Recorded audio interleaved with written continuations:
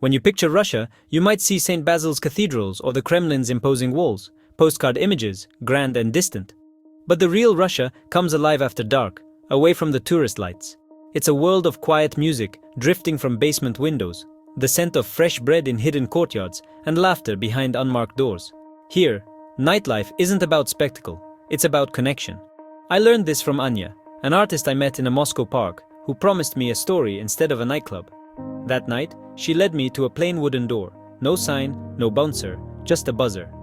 Inside, I found a gathering of artists and dreamers, sharing stories and warmth. The grand history of Russia is magnificent, but these small, nightly gatherings reveal its true spirit. In these hidden corners, strangers become friends, and the Russian soul, resilient, creative, deeply human, shines brightest.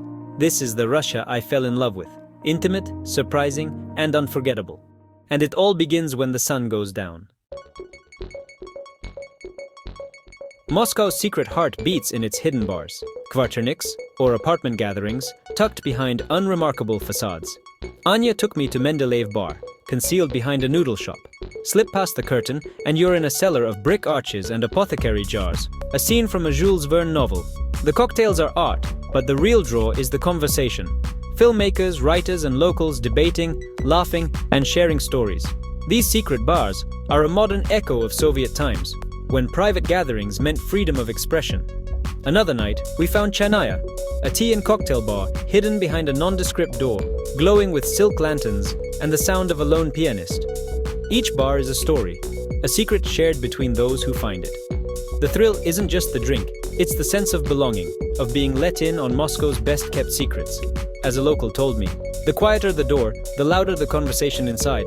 Moscow's nightlife is a game, a treasure hunt, and the prize is connection. Here, you're not just a visitor, you're part of the story. In these hidden spaces, the city's true character is revealed, and every night, a new adventure awaits.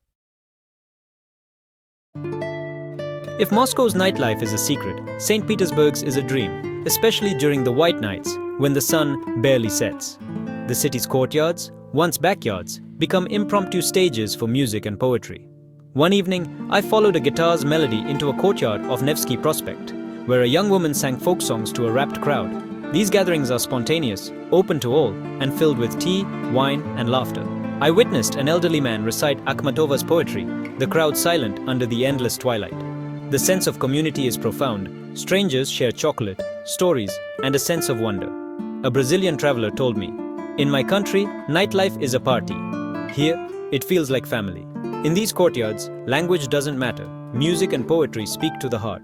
The white nights blur the line between day and night, turning every gathering into something magical.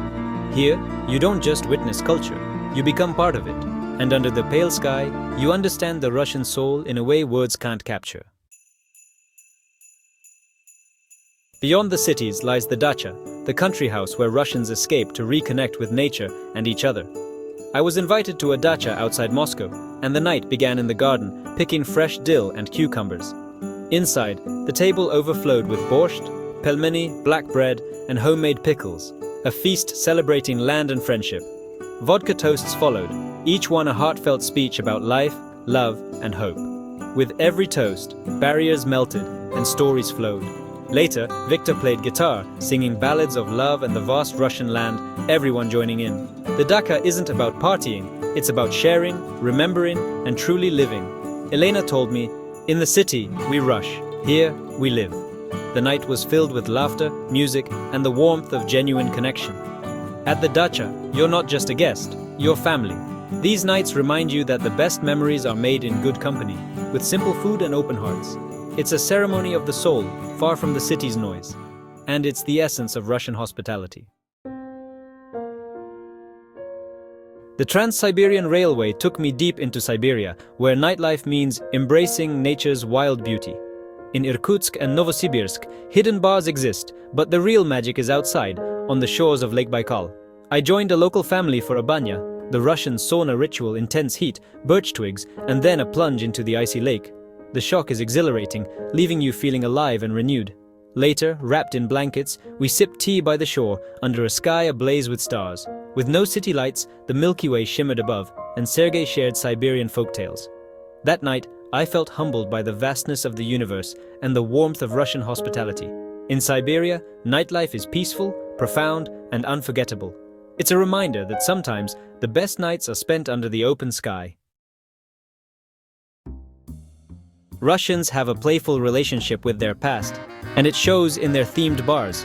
Clever, immersive spaces blending nostalgia and creativity. In Moscow, Kamchatka Bar recreates a Soviet-era vodka room, complete with simple snacks and retro decor. Young Muscovites flock here, not to glorify the past, but to play with its memories and make them their own. In St. Petersburg, the Hat Jazz Bar channels 1940s New York, hosting nightly jam sessions with musicians from all walks of life. The music is always astonishing, the atmosphere smoky and intimate. These bars aren't gimmicks, they're reflections of Russia's complex identity, honoring heritage while reinventing it. A local told me, "We laugh with our history, then make it our own."